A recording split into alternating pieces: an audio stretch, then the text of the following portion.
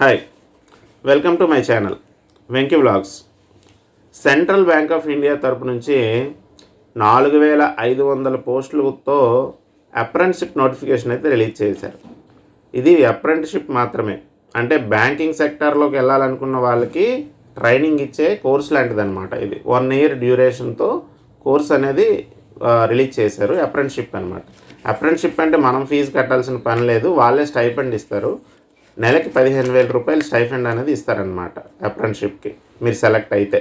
కానీ ఇది జాబ్ అయితే కాదు, కానీ నెక్స్ట్ బ్యాంకింగ్ క్లర్కల్లో జాబ్, అంటే బ్యాంకింగ్ క్లర్కలు కానీ పిఓస్ కానీ మనం వెళ్ళాలనుకున్నప్పుడు ఈ అప్రెంటిస్షిప్ క్వాలిఫికేషన్ అనేది మీకు అడిషనల్గా యాడ్ అవుతుంది అనమాట. అడుగుతారనమాట, are you completed apprenticeship in any banking అని చెప్పేసి. అప్పుడు ఎస్ కానీ మనం టిక్ చేస్తే ప్రయారిటీ లెవెల్లో మనకి అప్రెంటిస్షిప్ చేసిన వాళ్ళకి ఫస్ట్ ప్రయారిటీ అనేది ఉంటుందన్నమాట. అందువల్ల సెంట్రల్ బ్యాంక్ ఆఫ్ ఇండియా నుంచి 4,500 పోస్టులతోటి ఈ అప్రెంటిస్షిప్ నోటిఫికేషన్ అయితే రిలీజ్ చేశారు. దీనికి ఎనీ గ్రాడ్యుయేట్ అనే వ్యక్తులు దీనికి అప్లై అయితే చేసుకోవచ్చు.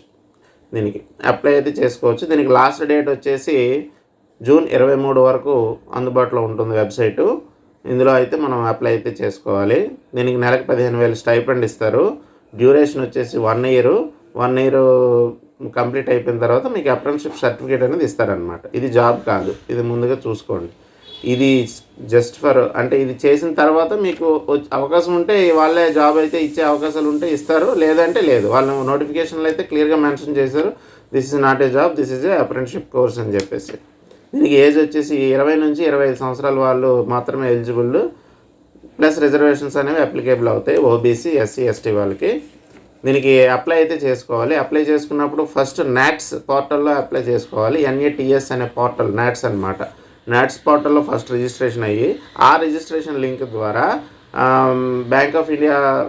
సెంట్రల్ బ్యాంక్ ఆఫ్ ఇండియా సైట్లో మళ్ళీ అప్రెంటిస్షిప్ జాబ్ అనే దానికి లింక్ అయితే ఉంటుంది. దానిలో అయితే అప్లై అయితే చేసుకోవాలి.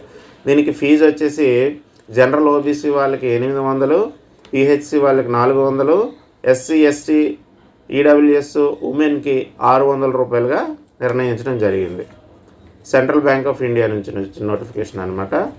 దీని మీద మీకు ఏమైనా డౌట్స్ ఉంటే కామెంట్ సెక్షన్లో తెలియజేయండి. Thank you for watching. Please subscribe my channel Venky vlogs.